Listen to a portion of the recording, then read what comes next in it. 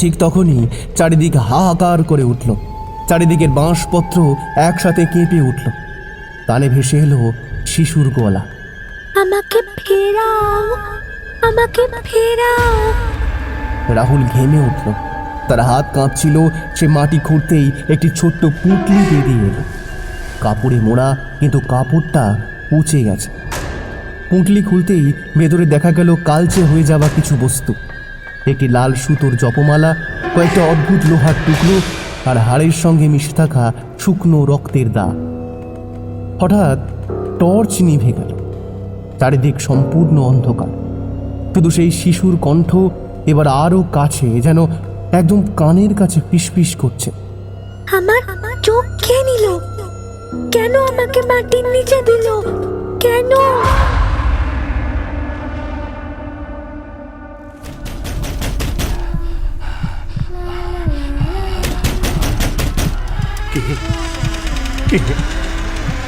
কে ওখানে? কে ওখানে? কে ওখানে?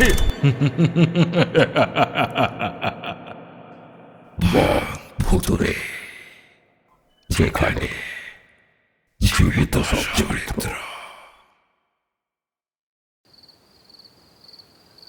ওই দিকটা ধরবেন না বাবু, রাতের বেলা ওখানে গেলে ভালো হবে না। পানির দোকানের সামনে দাঁড়িয়ে থাকা বৃদ্ধ হরিপদ রাহুলকে সতর্ক করে দিয়ে বলল, বাবু, পঞ্চায়েত মশাই আমাকে আপনার কথা বলেছে যে আপনি আজকে আসবেন।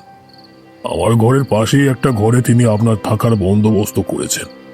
ওই বাঁশবাগান দিয়ে যাওয়ার দরকার নেই বাবু, আপনি আমার সঙ্গে একসাথেই যাবেন। রাহুল থেমে গেল। সে সদ্য শহর থেকে এসেছে এই অরুণডিহি গ্রামে। রাহুলের বয়স 30-এর কাছাকাছি।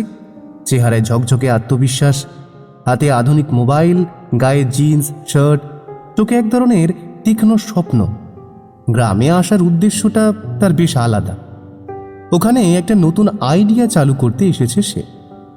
এক ছাদের নিচে বাজার, শহরের ভাষায় বলা যায় মিনি শপিং কমপ্লেক্স, তবে নামটা রাহুল ভেবেছে অন্যরকম, গ্রাম বাজার। লোকেদের আর দূরে যেতে হবে না চাল ডাল সবজি বা জামা কাপড়ের জন্য। প্রসাধনী থেকে শুরু করে বাচ্চাদের খেলনা পর্যন্ত সব কিছু মিলবে এই এক জায়গায়। একটা ছোট্ট সুপার মার্কেটের মতো, কিন্তু গ্রামীণ টানে তৈরি। রাহুল ইঞ্জিনিয়ারিং পাশ করেছে বিল্ডিং টেকনোলজি নিয়ে। শহরে কয়েক বছর এক কনস্ট্রাকশন কোম্পানিতে কাজ করেছে, কিন্তু নিজের কিছু করার স্বপ্ন সব সময় তাকে তাড়া করত। তাই এবার নিজেই উদ্যোক্তা হতে নেমেছে। জায়গা খুঁজতে খুঁজতেই এই গ্রামকে পছন্দ করেছে, কারণ এখানে একেবারেই একরকম কিছুই নেই। কিছুদিন ধরে জমি দেখছিল, ব্লু প্রিন্ট আঁকছিল, পরিকল্পনা সাজাচ্ছিল। অরুণডিহিতে এসে রাহুল একটা শর্টকাট নিতে চাইছে, যাতে বাজার থেকে সোজা মেইন রোডে পৌঁছাতে পারে। সামনের বাঁশবাগান দিয়ে গেলে বেশ খানিকটা পথ বাঁচবে। কেন যাবো না কাকু? ও তো সরাসরি রাস্তা। তাছাড়া আমি আগে আমার সাইট ভিজিট করব এবং তারপরেই আমি ঘরে যাব। রাহুল ব্যাগটা কাঁধে ঠিক করল। ব্যাগের ভেতরে তার নোটবুক, ল্যাপটপ আর কিছু সাইড প্ল্যান রাখা। বৃদ্ধ থুতনিতে হাত বুলিয়ে বললেন, সরাসরি রাস্তা বটে, কিন্তু ওখানকার বাতাস অশান্ত। রাতে সেখানে কান্নার শব্দ শোনা যায়। মানুষ নাকি অন্য কিছু কে জানে। চায়ের কাপে চুমুক দিতে দিতে আরেকজন মাঝবয়সী লোক হেসে উঠল। তবে সেই হাসির মধ্যে স্বস্তির চেয়ে শঙ্কাই বেশি। বাবু, এই গ্রামে যতদিন আছি ওই বাঁশ বাগান নিয়ে কেউই বাড়াবাড়ি করে না। দিনের বেলা কিছু মনে হয় না ঠিকই, কিন্তু রাত হলেই। আচ্ছা, এসব ভূতটুতের গল্প শুনে ভয় পাওয়া আমার স্বভাবে নেই। আমি শহরের ছেলে। সার্ভে করতে গিয়ে কত ধ্বংসাবশেষ, কত পুরনো ফ্যাক্টরি ঘর দেখেছি, কিচ্ছু হয়নি। ও সমস্ত আমি মানি না। শহরের ছেলে বলি বুঝি বুঝবেন না বাবু। পুকুর খুঁড়তে গিয়ে বহু বছর আগে ওই বাঁশ বাগানের মাটির নিচ থেকে একটা শিশুর কঙ্কাল বেরিয়েছিল। সেই দিন থেকেই কান্নার শব্দ শোনা যায়। অনেকেই বলেছে তার নাকি শিশুটিকে দেখেছে মাটিতে বসে কাঁদছে। তার চোখ নেই, মুখ থেকে শুধু হাড় ঝরে পড়ে। যারা দেখেছে তাদের আর বেঁচে থাকা সম্ভব হয়নি বাবু। বৃদ্ধের গলার স্বর নিস্তব্ধ হয়ে এলো। চারপাশের লোকেরা চুপ মেরে গেল। বাতাস যেন আরো ভারী হয়ে উঠল। রাহুল ঠোঁটে একটা মৃদু হাসি টেনে নিয়ে বলল, গুড জোক। যাকে আসি, এমনিতেই এখানে ঢুকতে অনেকটা সময় কেটে গেছে, এখন আমার শর্টকাট ধরার সময়। কেউ আর ওকে আটকানোর সাহস করল না। চাঁদ তখন আকাশে অর্ধেক ঝুলে আছে। নরম আলোয় বাঁশ বাগানটা এক অদ্ভুত নীরবতায় ঢেকে গেছে। হালকা হাওয়া বইছে, বাঁশের ডগা থেকে সাঁই সাঁই শব্দ আসছে। রাহুলের কেটসের নিচে মচমচে পাতার শব্দ।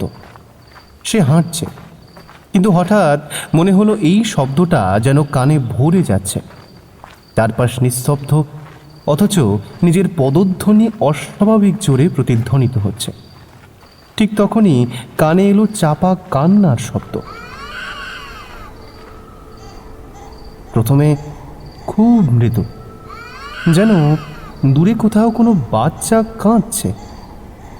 রাহুল ভেবেছিল হয়তো কোনো গরিব পরিবারের ঘরে শিশুর কান্না, কিন্তু ধীরে ধীরে শব্দটা বাড়তে লাগল। বাঁশ বাগানের ভেতর থেকে সরাসরি ভেসে আসছে।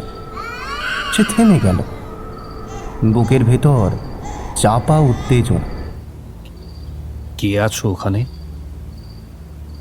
রাহুল ডাক দিল, কোনো উত্তর নেই। সে এগুলো। হঠাৎ বাঁশের ফাঁকগুলি দেখা গেল মাঝখানের খোলা জায়গায় একটা শিশু বসে আছে মাটিতে। মলিন সাদা জামা, পায়ের কাছে মাটি খোঁড়া, কিন্তু মুখে কোনো চোখ নেই। যেখানে চোখ থাকার কথা সেখানে ফাঁকা কালো গর্ত। ঠোঁট নেই, গাল নেই, শুধু হাড়। আর সেই হাড় ঝরে পড়ছে ধীরে ধীরে মাটিতে টক টক শব্দ করে। রাহুলের নিঃশ্বাস বন্ধ হয়ে গেল। তার চোখ স্থির হয়ে গেল শিশুটির দিকে। শিশুটি মাথা তুলল। এই ফাঁকা চোখের কোটর থেকে অন্ধকারের ঢেউ যেন বেরিয়ে এলো। কান্নার শব্দ থেমে গিয়ে এবার সরাসরি শোনা গেল একটা কণ্ঠ, ফিরিয়ে দাও আমার শ্বাস। রাহুলের শরীরের সমস্ত লোম খাড়া হয়ে উঠল। হাঁটু যেন হঠাৎ কেটে গেল। সে হোঁচট খেলো একটা বাঁশের ডালায়। হাঁটুতে কেটে রক্ত গড়ালো। সে চিৎকার করতে যাচ্ছিল, কিন্তু গলা থেকে শব্দ বেরোলো না। শিশুটি এগোতে লাগলো তারই দিকে। প্রতিটি পদক্ষেপে মাটিতে হাড় পড়ছে। ঠিক তখনই চারপাশের বাঁশগুলো কেঁপে উঠল, যেন একসাথে হাজার মানুষ কাঁদছে। রাহুল এক ঝটকায় উঠে দাঁড়িয়ে দৌড় দিল। বাঁশ বাগান থেকে বেরোনোর সময় তার শ্বাস রোধ হয়ে যাচ্ছিল, বুক ধড়ফড় করছে, মাথা ঘুরছে, তবু প্রাণপণে ছুটে গেল সে। রাস্তার ধারে এসে থামতেই কানে বাজতে লাগলো ভয়ঙ্কর শব্দ। পিছনে তাকাতে গিয়েও সাহস পেল না সে, কিন্তু দৌড়ের মধ্যে সে এক ঝলক স্পষ্ট দেখেছিল মাটিতে পড়ে আছে ছোট ছোট দুধের দাঁত।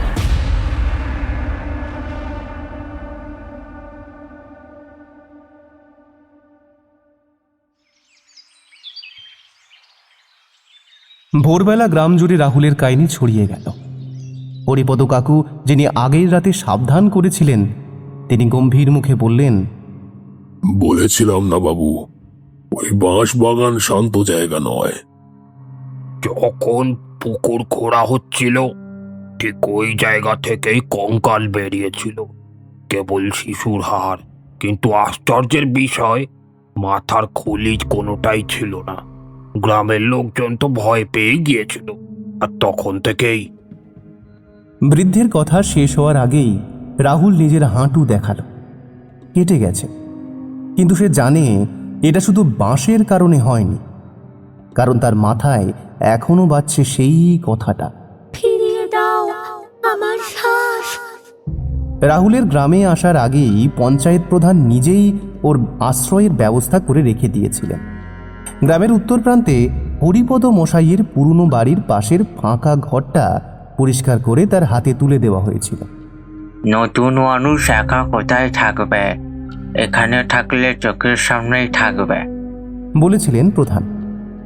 হরিপদ মশাই আসলে ওই ঘরের দেখাশোনা করতেন। খড়ের চাল, মাটির দেওয়াল, বাঁশের বেড়া দিয়ে ঘেরা উঠোন, পাশে তুলসী গাছ, আর তার পিছনেই ঘন বাঁশ ঝাড়। রাহুল তখন খেয়ালই করেনি সেই বাঁশ ঝাড়ই গ্রাম জুড়ে ভয়ের অন্য নাম। প্রধান আশ্বাস দিয়ে বলেছিলেন, ভয় পাবেন না, গ্রাম শান্ত, এখানে থাকুন যতদিন দরকার। কিন্তু সেই রাতের পর যখন রাহুল প্রথমবার বাঁশ বাগানে শিশুটিকে দেখল, তার মনে হলো এই ঘরও মোটেই নিরাপদ নয়।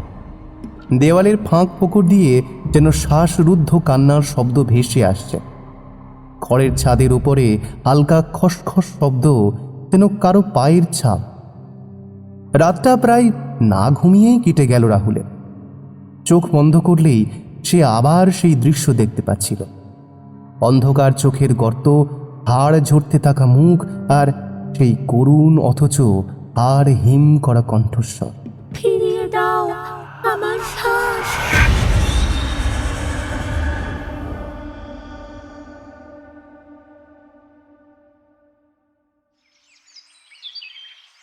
ভোরে উঠে বারান্দায় এসে দাঁড়াতেই গ্রামটা শান্ত লাগছিল। দূরে ধান খেতে সূর্যের আলো পড়ছে, হাওয়ায় গরুর ঘণ্টার শব্দ আর মাটির গন্ধে ভরে গেছে চারপাশ, যেন কিছুই হয়নি। কিন্তু রাহুল জানে, সে যা দেখেছে সেটা স্বপ্ন নয়। ঠিক তখনই হরিপদ কাকু এলেন। সাদা ধুতি, গায়ে পুরনো পাঞ্জাবি, হাতে লাঠি, চোখে চিন্তার রেখা। কেমন আছো বাবু?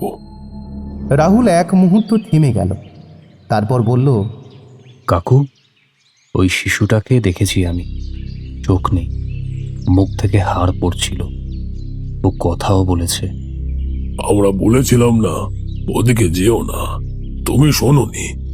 এই গ্রামে বহু বছর ধরে ওই কান্নার আওয়াজ শোনা যায়। সবাই জানে, কিন্তু কেউ কিছু বলতে চায় না, ভয় পায়। কিন্তু কেন? শিশুটার হাড় কেন মাটির নিচে চাপা ছিল? কে চাপা দিয়েছে? হরিপদ একটুক্ষণ চুপ করে থাকলেন। সব কথা সবসময় বলা যায় না বাবু, তবে একটা কথা মনে রেখো, এই গ্রামে যতদিন থাকবে বাঁশ বাগান এড়িয়ে চলবে, নইলে শান্তি পাবে না। রাহুল এবার হতাশ হল। ভেতরে ভেতরে একটা জেদও কাজ করছিল। সত্যিটা না জেনে সে থাকতে পারবে না। বিকেলের দিকে রাহুলকে হঠাৎ ডাকা হলো গ্রামের চৌরঙ্গিতে। গ্রামের অনেকেই জড়ো হয়েছে। মাঝখানে বসে আছেন মাথার ঝুঁকানো এক বৃদ্ধ। তিনি গ্রামের মুকুন্দ মণ্ডল, সবচেয়ে প্রবীণ মানুষ। তুমি গম বাজার করতে এসেছো, সে তোমার ইচ্ছে, কিন্তু যেটা তোমায় করতে বারণ করা হয়েছিল সেটা শোনা উচিত ছিল তোমার। এক মধ্যবয়সী লোক গম্ভীর স্বরে বলল, বাঁশ বাগানে আমরা সন্ধ্যার পর কেউ যাই না। আমরা জানি ওখানে অশান্ত আত্মা আছে। আপনারা সবাই শুধু ভয় দেখাচ্ছে, কিন্তু আমি সত্যিটা জানতে চাই। শিশুটিকে কেন মাটির নিচে পুঁতে রাখা হয়েছিল? এবং সেই পুকুর খোঁড়ার সময় যখন হাড় বের হয়েছিল, তখন তো বুঝতেই পেরেছিলেন কিছু একটা ঘটেছে। কেনই বা পুলিশে খবর দেয়? লোকজন একে অন্যের দিকে তাকালো। কেউ কথা বলল না, শুধু এক মহিলা চোখ নামিয়ে বলল, ওটা ছিল অভিশাপ। সবাই চুপ। রাহুলের মনে হচ্ছিল গ্রামের লোকেরা কিছু লুকাচ্ছে। তারা সবাই জানে, কিন্তু কেউ স্পষ্ট কিছু বলছে না।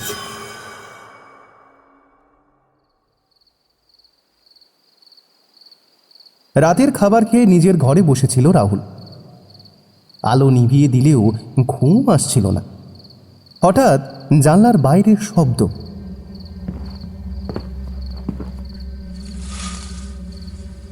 সে ধীরে ধীরে এগিয়ে গিয়ে পর্দা সরাতেই দেখল বাড়ির উঠোনে সাদা কিছু ছড়িয়ে আছে। টর্চ জ্বালতেই বুকের ভেতরটা ঠান্ডা হয়ে গেল। মাটিতে সারি সারি দাঁত, ছোট ছোট দুধের দাঁত, আর দাঁতের মাঝখানে লাল কাদার মতো কিছু দিয়ে লেখা, ফিরিয়ে দাও আমার শ্বাস। রাহুলের দম বন্ধ হয়ে এলো। কে এ কাজ করলো? গ্রামবাসী না অন্য কিছু? সে ভয়ে জানলা বন্ধ করে ভেতরে ঢুকে গেল, কিন্তু মনে হচ্ছিল ঘরের কোণ থেকে চাপা কান্নার আওয়াজ আসছে। রাহুলের শরীর কেঁপে উঠল। কে যেন আবার শুনতে পেল সেই কণ্ঠ, ফিরিয়ে দাও আমার শ্বাস। সেদিন রাতে রাহুলের ঘুম আসছিল না। একসময় ক্লান্তিতে চোখ বুঝতেই স্বপ্নে আবার বাঁশ বাগান। সে দেখল ছোট্ট শিশুটি মাটির ভেতর থেকে উঠে আসছে, 2 হাত মাটি ঠেলে দিচ্ছে, মুখ দিয়ে মাটি বেরিয়ে আসছে, কিন্তু চোখ নেই। সে রাহুলের দিকে তাকালো। তুই আমাকে ফিরিয়ে দিবি? না না, তুইও মাটির নিচে চাপা পড়বি। রাহুল ঘামতে ঘামতে উঠে বসল। বুকের ভেতর ধুকপুক করছে। জানলার বাইরে তখনও হালকা বাতাসে বাঁশ কাঁপছে। এ বুঝল শিশুটি এখন কেবল বাঁশ বাগানে নেই, তাকে অনুসরণ করছে।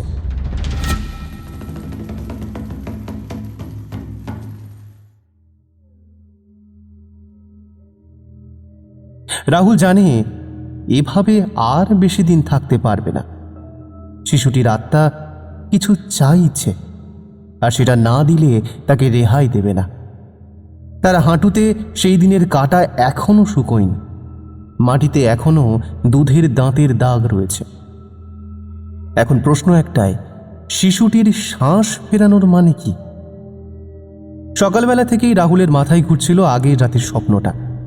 শিশুটি তাকে সরাসরি বলেছে, তুই আমাকে ফিরিয়ে দিবি? না না, তুইও মাটির নিচে চাপা পড়বি।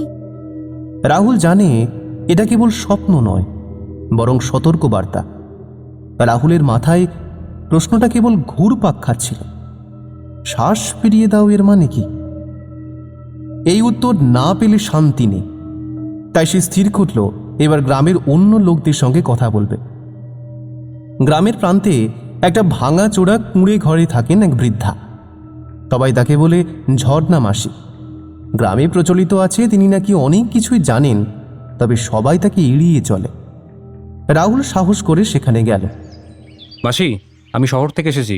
ওই বাঁশবাগানে কিছু দেখেছি আমি, একটা শিশু যার চোখ নেই। ঝর্ণা মাসি এক দৃষ্টে তাকালেন তার দিকে, চোখ দুটো জল জল করছে। তুই তাকে ডেকে এনেছিস, এখন সে তোর সঙ্গী। ডেকে এনেছি মানে? যে ওখানে যায় তার পাপ হোক বা না হোক, ওর হাহাকার গায়ে গায়ে লেগে যায়। আমি জানি বাঁশবাগানে তোর পা কেটে গিয়েছিল, ও তোর রক্তের স্বাদ পেয়ে গেছে। এর মানে তোর শ্বাস কেড়ে নিয়ে তবেই ও নিজের শ্বাস ফিরিয়ে আনবে। তুই শুনেছিস শ্বাস ফিরিয়ে দে? জানিস এর মানে কি? না।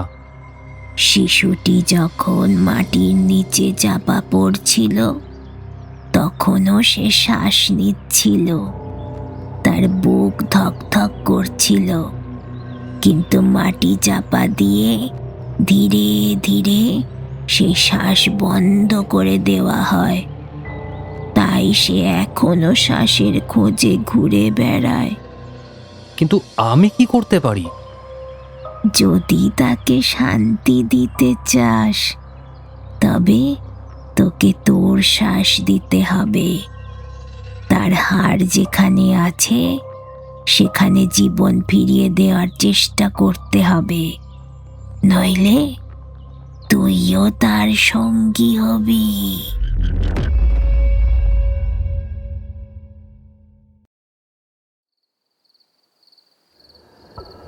সেদিন রাতেই রাহুল আবার বাঁশ বাগানে গেল। সে দেখল বাঁশ বাগানের মাঝখানে মাটির নিচ থেকে অসংখ্য ছোট হাত বেরিয়ে আসছে। সেই হাতগুলো যেন একসাথে বিকট স্বরে চিৎকার করছে, ফিরিয়ে দাও আমার শ্বাস, ফিরিয়ে দাও আমার শ্বাস। হঠাৎ সেই হাতগুলো তার গলা চেপে ধরল। তার দম বন্ধ হয়ে আসছিল।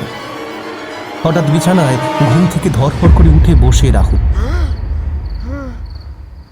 চোখ খুলতেই দেখল সত্যিই তার গলার চারপাশে অদ্ভুত দাগ পড়ে গেছে, লালচে আঙুলের ছাপ।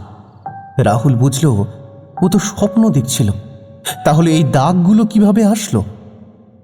রাহুল বুঝতে পারল শিশুটি কেবল একা নয়, ওর সঙ্গে আরও কিছু আত্মা আটকে আছে। পরের দিন সকালে গ্রামে গিয়ে সে লোকজনকে জিজ্ঞেস করল, শুধু একটা শিশুই নয়, ওখানে আরও কিছু চাপা আছে কিনা? লোকজন প্রথমে চুপ, তারপর একজন ভয়ে ভয়ে মুখ ফসকে বলে ফেলল, জমিদার ধনু সরকার অনেক নিষ্ঠুর ছিল। সে নাকি তার স্বপ্ন পূরণের জন্য কেবল ওই একজন বাচ্চাকেই না, আরো অনেক। কথাগুলো সম্পূর্ণ শেষ করার আগেই লোকটা কাঁদতে কাঁদতে গলা ধরে বসে পড়ল। আমি এর চেয়ে বেশি আর কিছু বলতে পারবো না। রাহুলের বুক কেঁপে উঠল। মানে পুরো বাঁশ বাগানটায় যেন কঙ্কাল শিশুদের কবর। সে চোখ বন্ধ করতেই আবার কানে বাজল সেই শব্দ, টক টক টক, হাড় পড়ার শব্দ।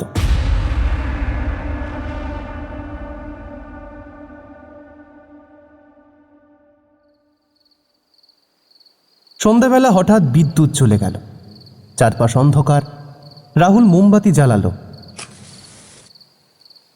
হঠাৎ দেখল মোমবাতির আলোয় দেওয়ালে একটা ছায়া পড়েছে।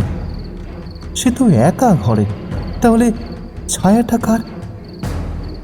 ছায়াটা ধীরে ধীরে নড়ল, আর তারপর দেওয়ালের গা বেয়ে নামতে নামতে মাটিতে গিয়ে দাঁড়ালো। সে দেখল মাটিতে বসে আছে সেই শিশু, কিন্তু এবার সে একা নয়, তার পেছনে আরও 5-6টা শিশুর কঙ্কাল দাঁড়িয়ে, সবার চোখের জায়গায় ফাঁকা গর্ত। তারা একসাথে ফিসফিস করে বলল, ফিরিয়ে দাও আমার শ্বাস। মোমবাতি হঠাৎ নিভে গেল, অন্ধকারে শুধু কান্নার শব্দ। রাহুল প্রাণপণে দরজা খুলে বাইরে ছুটল। ভয় পেয়ে এসে গেল গ্রামের পুরোহিত ভোলানাথ ঠাকুরের কাছে। তিনি মন্দিরে বসে পূজা করছিলেন। ঠাকুর মশাই, হ্যাঁ, আমাকে বাঁচান, শিশুগুলো আমাকে ঘিরে ফেলছে। পুরোহিত গম্ভীর গলায় বললেন, আমি জানি এই গ্রামে অভিশাপ আছে, ধনু সরকারের পাপের ফল। আমি বহুবার চেষ্টা করেছি, কিন্তু ওই আত্মাগুলো শান্ত হয়নি। তাহলে উপায় কি? একটাই উপায়, ওদের আত্মাকে মুক্তি দিতে হবে, তোমার শ্বাসকে বলি দিয়ে। ওরা তোমার রক্তের স্বাদ পেয়েছে। মানে ধনু সরকারের অপরাধের জন্যই শিশুগুলো আজও ঘুরছে? বাবু, তুমি যদি সত্যিটা খুঁজতে বের হও, তবে সাবধানে থেকো, কারণ ধনু সরকারের বংশধরেরা এখনো গ্রামে আছে। তারা চায় না এসব ফাঁস হোক। রাহুল জানে এবার সে পিছু হটতে পারবে না। শিশুগুলো তাকে বেছে নিয়েছে। হয় সে সত্যিটা বের করবে, নয়তো তাদের সঙ্গী হয়ে মাটির নিচে চাপা পড়বে। দূরে বাঁশবাগান থেকে আবার সেই শব্দ ভেসে আসছে, ফিরিয়ে দাও আমার শ্বাস। রাহুলের চোখে আগুন জ্বলে উঠল। সে স্থির করল এই রহস্য ফাঁস করবেই। রাত তখন পুরোপুরি নেমে এসেছে।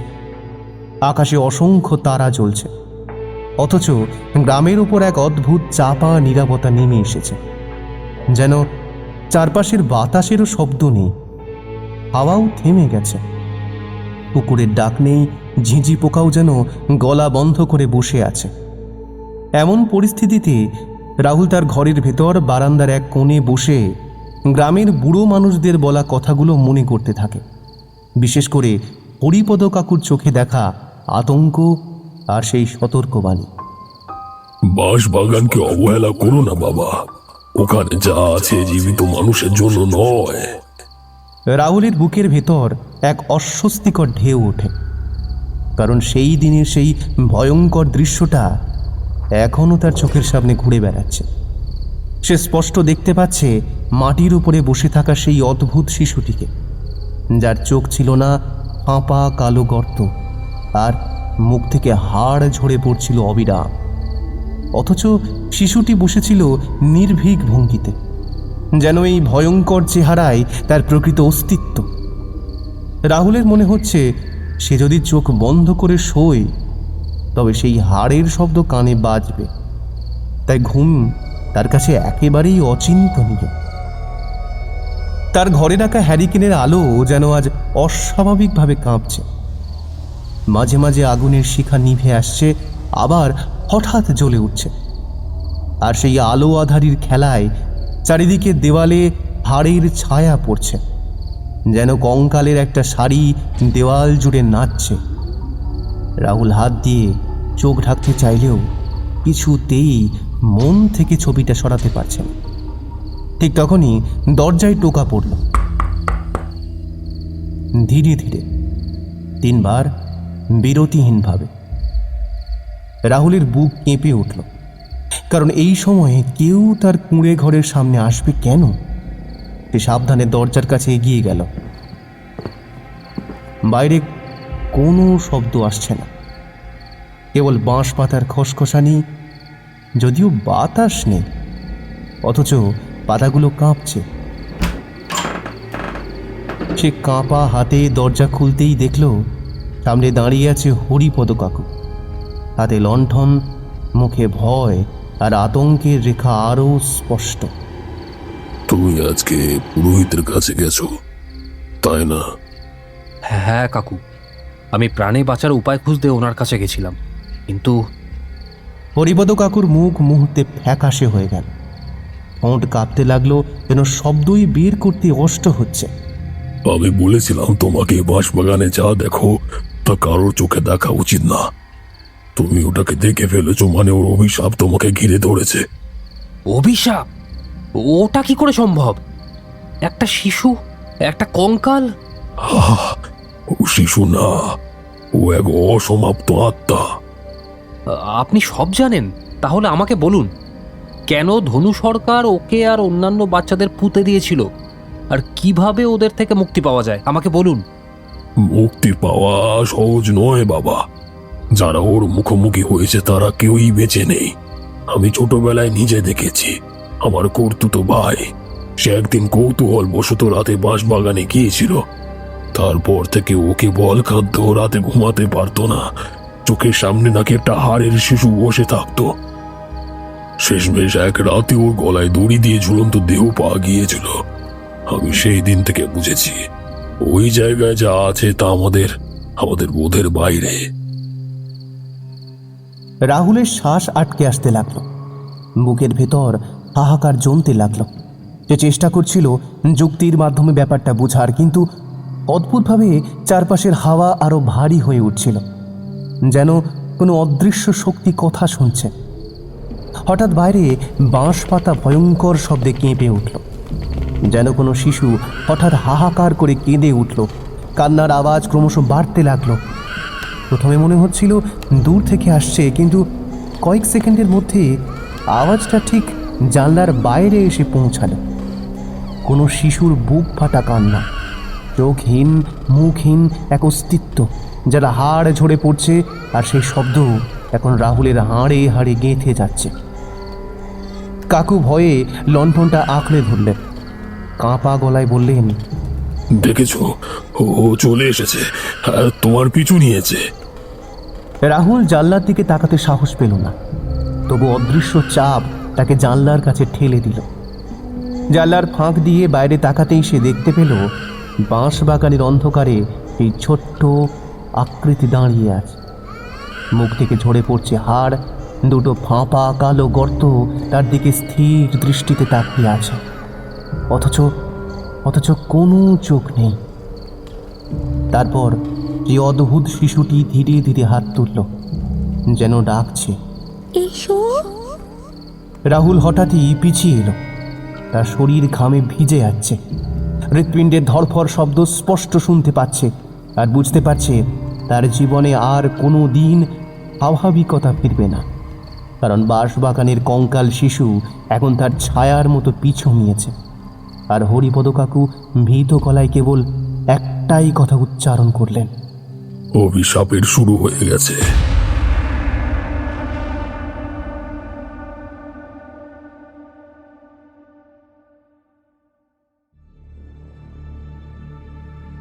গ্রামের চারিদিকের বাতাস যেন বদলে গিয়েছিল। আগের মতো কিচিরমিচির শব্দ নেই, মোরগের ডাক নেই, এমনকি গরুর ঘণ্টার ধ্বনিও শোনা যাচ্ছিল না। রাহুল একা নয়, এখন মনে হচ্ছিল সমগ্র গ্রামটাই নিঃশ্বাস বন্ধ করে কোনো এক অজানা আতঙ্কের প্রতীক্ষায় বসে আছে।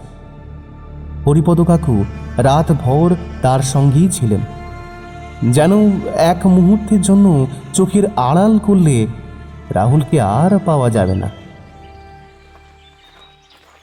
ভোরের আলো ফুটতেই রাহুল আর কাকু মাটির রাস্তা ধরে হাঁটতে শুরু করলেন।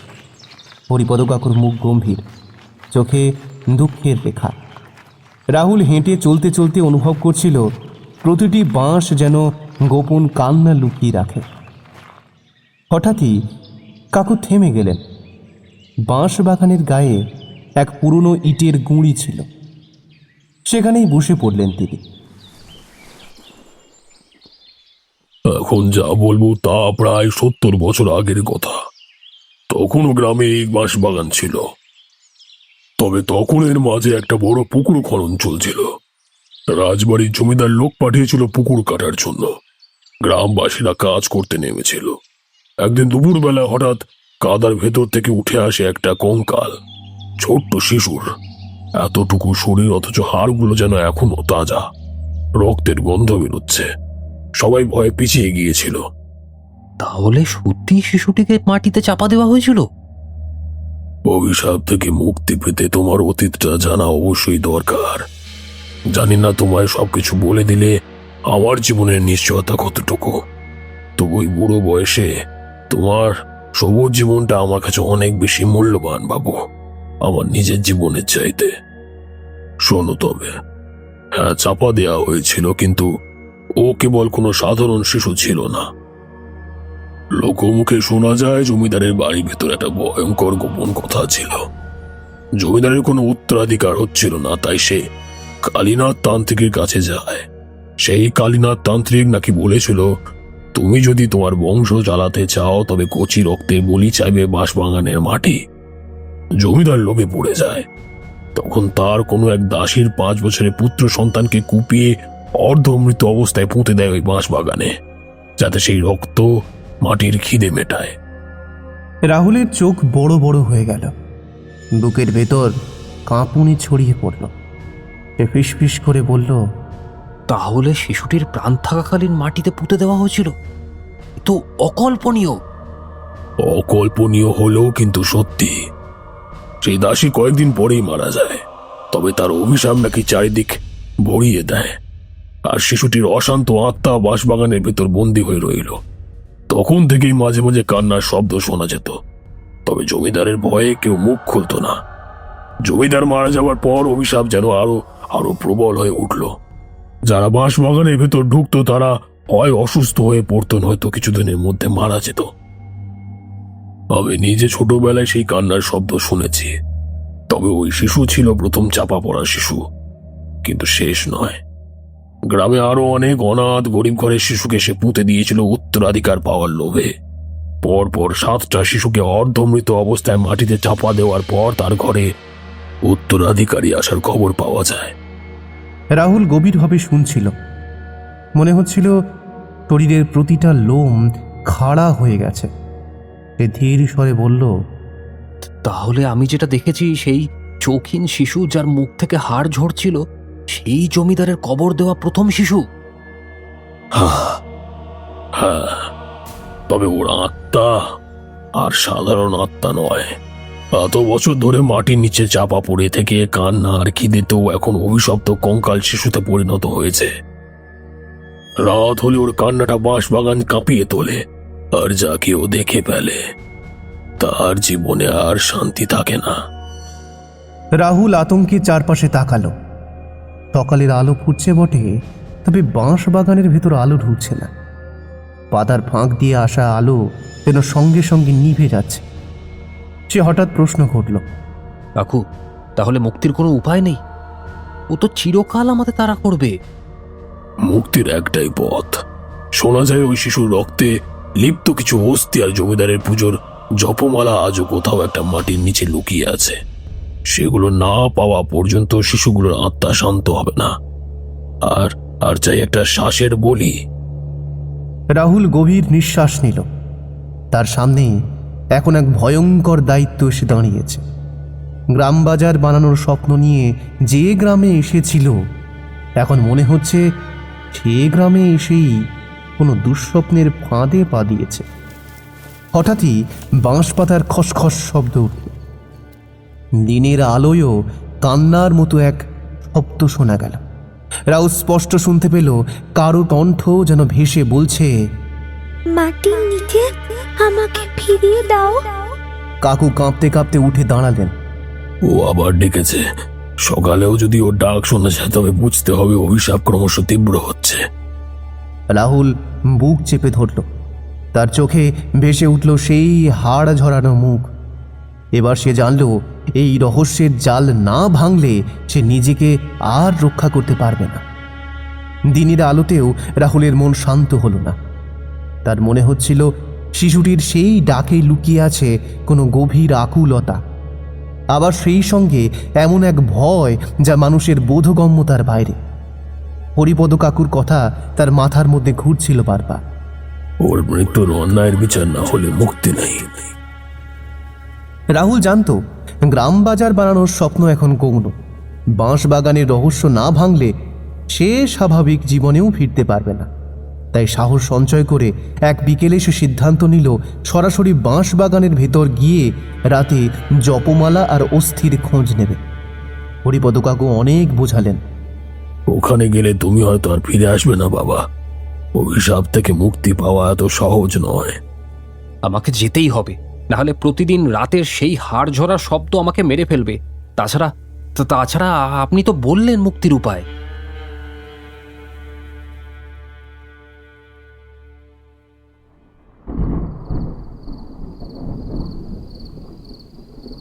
বিকেল গড়িয়ে সন্ধ্যা নামল। আকাশে মেঘ জমে আসছিল। হাওয়ায় অস্বস্তিকর এক গন্ধ ভাসছিল, যেন পচা মাটির ভেতর থেকে বেরোচ্ছে। হাতে টর্চ আর একখানা লাঠি নিয়ে রাহুল বাঁশ বাগানের ভেতরে ঢুকল। পাতাগুলো যেন তার উপস্থিতি টের পেয়েই একসাথে সশব্দে কেঁপে উঠল। অল্প এগোতেই চারিদিকে অন্ধকার ঢেকে গেল। দিনের আলো বাইরে রয়ে গেল। এখানে আলো আসছে না।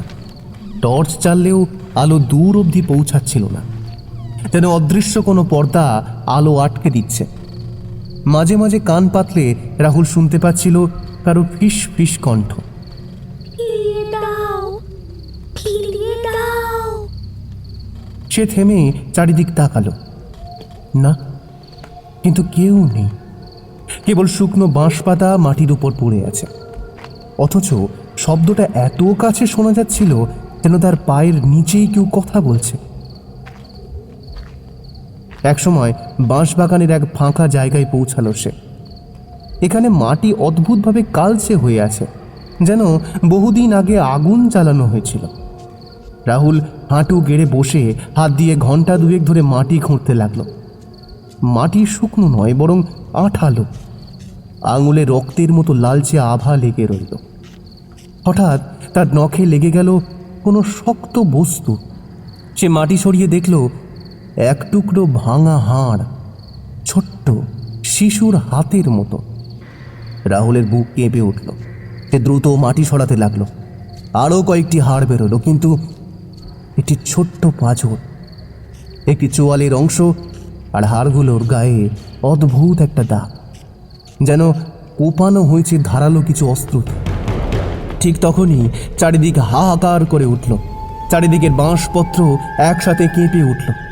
কানে ভেসে এলো শিশুর গলা, আমাকে ফেরাও, আমাকে ফেরাও। রাহুল ঘেমে উঠল। তার হাত কাঁপছিল। সে মাটি খুঁড়তেই একটি ছোট্ট পুঁটলি বেরিয়ে এলো। কাপড়ে মোড়া, কিন্তু কাপড়টা পচে গেছে। পুঁটলি খুলতেই ভেতরে দেখা গেল কালচে হয়ে যাওয়া কিছু বস্তু। একটি লাল সুতোর জপমালা, কয়েকটা অদ্ভুত লোহার টুকরো, আর হাড়ের সঙ্গে মিশে থাকা শুকনো রক্তের দাগ। হঠাৎ টর্চ নিভে গেল। চারিদিক সম্পূর্ণ অন্ধকার। শুধু সেই শিশুর কণ্ঠ এবার আরও কাছে, যেন একদম কানের কাছে ফিসফিস করছে। আমার চোখ খেয়ে নিল, কেন আমাকে মাটির নিচে দিল, কেন? রাহুলের দম বন্ধ হয়ে গেল। সে কিছু বলতে চাইছিল, কিন্তু গলা শুকিয়ে গিয়েছিল, শরীর জমে আসছিল ঠান্ডায়। হঠাৎ করে বাঁশ বাগানের তাপমাত্রা এক ধাক্কায় যেন অনেকটা নিচে নেমে গেল। আর ঠিক তখনই তার সামনে মাটির ওপর ভেসে উঠল শিশুটির সেই অবয়ব। চোখ নেই, কালো গহ্বর থেকে ফোঁটা ফোঁটা কালো তরল ঝরছে, মুখ হাঁ করে খোলা, আর ভেতর থেকে হাড় খসে পড়ছে একটার পর একটা। শিশুটি হাত বাড়িয়ে দিল। রাহুলের মনে হলো অদ্ভুত এক টান তাকে সেই হাড়ের হাতের দিকে নিয়ে যাচ্ছে। তার হাত নিজে থেকে সামনে বাড়তে লাগলো। হঠাৎ পিছন থেকে কারো শক্ত হাত তার কাঁধ ধরে টেনে সরিয়ে নিল। হরিপদ কাকু, তিনি হাঁপাতে হাঁপাতে বললেন, পাগল হয়েছ নাকি? ওর হাত ধরলে আর ফিরতে পারবে না। রাহুল হঠাৎ বাস্তবতায় ফিরল। তার শরীর ঘামে ভিজে গেছে। কাকু টর্চ জ্বালিয়ে ফেললেন, আর টর্চের আলোতে দেখা গেল শিশুর কোনো অবয়ব নেই, কিন্তু মাটির উপরে এখনো ঝরছে হাড়, শুকনো আওয়াজে টুকটুক করে। দেখেছ তো, ও কেবল শান্তি চাইছে না, ও প্রতিশোধ চাইছে। যতক্ষণ না ওর মৃত্যুর পাপের বিচার হয়, ততক্ষণ বাঁশ বাগান শ্বাস চাইবে। রাহুল স্তব্ধ দাঁড়িয়ে রইল। তার মনে একটাই কথা বাজছিল, সে কি এই অভিশাপ থেকে মুক্তি পাবে, নাকি কঙ্কাল শিশুর সঙ্গে তার নামও যুক্ত হবে গ্রামের ভয়ঙ্কর ইতিহাসে? রাহুলের চোখে সেই দৃশ্য এখনো জলজল করছে। শিশুর মুখ থেকে হাড় ঝরছে, মাটির ওপর শুকনো কঙ্কাল ছড়িয়ে পড়ছে, আর চোখবিহীন কালো গহ্বর যেন তাকে গিলে ফেলতে চাইছে। কাকু টেনে নেওয়া যদি না থাকতো, হয়তো আজ সে আর ফিরত না। কিন্তু ফিরে এলেও মনটা থামল না, বরং ভয় যেন আরো গভীর হলো। বাঁশবাগানের ভেতর থেকে পাওয়া সেই পুঁটলির ভাঙা হাড় আর রক্তমাখা জপমালা রাহুলের সামনে একটাই সত্য উন্মোচন করল। এই রহস্যের শিকড় বাঁশবাগানের মাটিতে নয়, আরো গভীরে, এই জমিদার বাড়ির অন্ধকার অতীতে।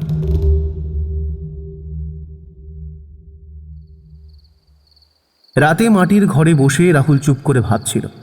হরিপদ কাকু পাশে বসেছিলেন।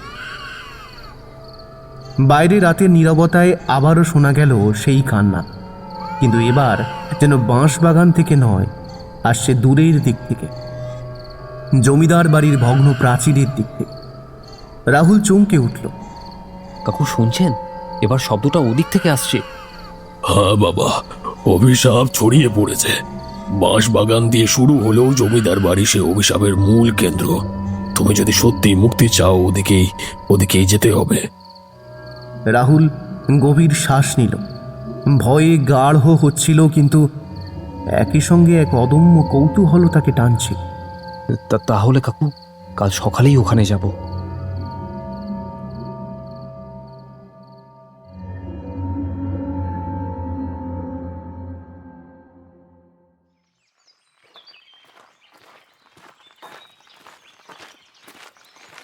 ভোর হতেই দুজনে যাত্রা শুরু করলো। গ্রামের শেষ মাথায় দাঁড়িয়ে আছে ভগ্নপ্রায় জমিদার বাড়ি। বিশাল দরজা অর্ধেক ভাঙা, শ্যাওলা পড়ে সবুজ হয়ে গেছে। লোহার দরজার কড়া জঙে ঢেকে গেছে। দরজার ওপাশে দাঁড়িয়ে যেন সময় থেমে গেছে। বাড়ির ভেতর ঢুকতেই রাহুলের গায়ে কাঁটা দিল। চারপাশে শুধু ভাঙা দেওয়াল, মেঝেতে পড়ে থাকা ভাঙা আসবাবপত্র, ছাদ থেকে ঝুলে থাকা বাদুড়। তবু সবকিছুর ওপরে ভেসে আছে এক অদ্ভুত গন্ধ, পচা রক্ত আর ধূপের গন্ধের মিশ্রণ। এই বাড়ির ভেতরেই কালীনাথ তান্ত্রিক সাধনা করত। জমিদার আর তার দোসররা রাতের পর রাত এখানে তন্ত্র মন্ত্র চালাতো। এখানেই মন্ত্রোচ্চারণ করে শিশুদের কুপিয়ে আধমরা করা হতো। রাহুলের বুক ধক ধক করতে লাগলো। ভাবতে পারছিল না এই ভগ্নপ্রায় প্রাসাদ, যেখানে এখন ঝোপঝাড় আর শেয়াল ছাড়া কিচ্ছু নেই, একসময় মানুষের কান্না আর রক্তে ভরে থাকত। তারা একে একে ঘরগুলো খুঁজছিল। কোথাও ভাঙা সিঁড়ি, কোথাও ছাদের ফাঁক দিয়ে ঢুকে পড়া আলো, কিন্তু একটি ঘর অদ্ভুতভাবে ভিন্ন। ঘরটার দরজা আধ খোলা, অথচ ভেতরে কোনো আলো ঢুকছে না। রাহুল এগোতেই হঠাৎ ঠান্ডা হাওয়া ঝাপটা এলো, যেন ভেতর থেকে কেউ নিঃশ্বাস ছেড়ে দিল। কাকু, এই ঘরটা কি? এটাই কালো ঘর। এখানে এই শিশুটিকে প্রথমে নিয়ে আসা হয়েছিল। তান্ত্রিকের মন্ত্রপুত ছুরি দিয়ে নাড়ি কাটা হয়েছিল, তারপর সরাসরি বাঁশবাগানের কাদায় ফেলে দেওয়া হয়েছিল। গ্রামের লোকজন ভয়ে ঘরের নাম মুখেও আনতে চাইতো না। রাহুলের টর্চের আলো ফেলে দেখা গেল মেঝের মাঝখানে এখনো লালচে দাগ শুকিয়ে আছে, যেন রক্ত মাটির সঙ্গে মিশে গেছে। দেওয়ালে অদ্ভুত প্রতীক আঁকা, কালচে রঙে, যা সময়ের সঙ্গেও মিলিয়ে যায়নি। হঠাৎই রাহুলের কানে বাজল শিশুর ফিসফিসানি। আমার রক্ত এখানে, আমার মৃত্যু এখানে, আমাকে ফিরিয়ে দাও। সে চমকে উঠে চারিদিক তাকাল। কণ্ঠ যেন ঘরের চার দেওয়াল ভেদ করে আসছে। কাকু মুখ শক্ত করে বললেন, ও ডাকছে বাবা, তুমি শুনছো মানে অভিশাপ এখন তোমার শরীরের সঙ্গে জড়িয়ে গেছে। রাহুল ঘামে ভিজে গেল, কিন্তু ভেতরে কৌতূহল তাকে থামাতে পারল না। সে হাঁটু গেড়ে মাটির দাগের কাছে হাত রাখল। হাত রাখতেই মাটি হঠাৎ ঠান্ডা হয়ে গেল, যেন বরফ। তার কানে আবারও বাজল শিশুর কান্না, এবার স্পষ্ট শব্দে। জমালা ফেরাও, আমার হাড় ফেরাও, তোমার শ্বাসটুকু দাও, না হলে শান্তি নেই। রাহুল হঠাৎ বুঝতে পারল বাঁশ বাগান থেকে পাওয়া সেই পুটলির জপমালা আর হাড় এই ঘরেই ফেরত দিতে হবে। সে কাকুকে বলল, আমাদের ওগুলো সঙ্গে আনতেই হবে, তবেই হয়তো ও শান্ত হবে। শান্তি পাবে কিনা জানি না, কিন্তু যদি তুমি কোনো ভুল করে ফেলো তবে ওর রাগ আরো বেড়ে যাবে বাবা। তখন পুরো গ্রামটাই শেষ হয়ে যাবে। ঠিক তখনই ঘরের ভেতর আলো ঝলসে উঠল। টর্চ নিভে গেল। অন্ধকারে রাহুল স্পষ্ট দেখতে পেল সামনের মেঝেতে দাঁড়িয়ে আছে সেই শিশুটি। চোখবিহীন গহ্বর, মুখ দিয়ে ঝরে পড়ছে হাড়, কিন্তু এবার তার বুকের ভেতর দিয়ে ছুরির মতো কিছু বসান, যেখান থেকে কালো তরল টপ টপ করে মাটিতে পড়ছে। শিশুটি দু হাত তুলে যেন কাঁপতে কাঁপতে বলছে, আমার রক্ত আমার নেই। রাহুলের শ্বাস বন্ধ হয়ে গেল। কাকু তাকে টেনে বাইরে বের করার চেষ্টা করলেন, কিন্তু রাহুল স্থির হয়ে দাঁড়িয়ে রইল, কারণ সে বুঝতে পারল এই শিশুর কান্নার শেষ নেই যতক্ষণ না তার মৃত্যুর ন্যায় বিচার সম্পূর্ণ হয়। আর সেই ন্যায় বিচারের চাবিকাঠি লুকিয়ে আছে জমিদার বাড়ির অন্ধকার দরজার পেছনে, যেখানে এখনো অনেক গোপন রহস্য ঢাকা পড়ে আছে।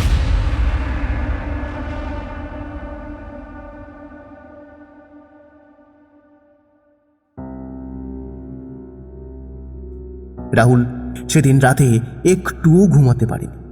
শিশুটিকে দেখার পর থেকে তার ভেতরে এক অদ্ভুত ঝড় বয়ে যাচ্ছে।